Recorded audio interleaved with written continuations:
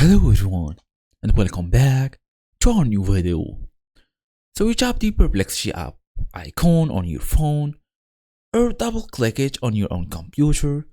You wait, the loading animation spins and spins again, then nothing really happens. The app just won't open, or even worse, it opens to a blank page. This is one of the most bad things you can go through, since you can't even know what's going on. No error message, nothing, just a blank screen or even a black one. But the good news is, in almost every case, the fix is simple.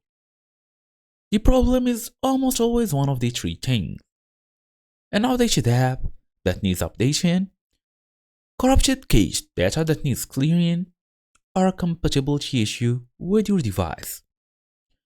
In fact, Samsung officially acknowledged that the Perplexity app comes pre-installed on many devices, and these devices have a specific update quirk.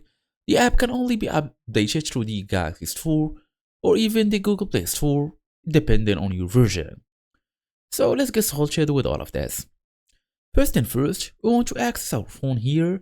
Go through the menu, long press the app, then tap Info.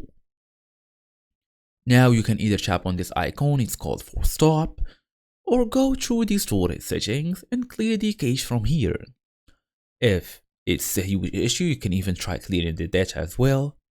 On iOS, all you can do is swipe away the app, find Perplexity AI and basically just swipe it away, then try to reopen it again.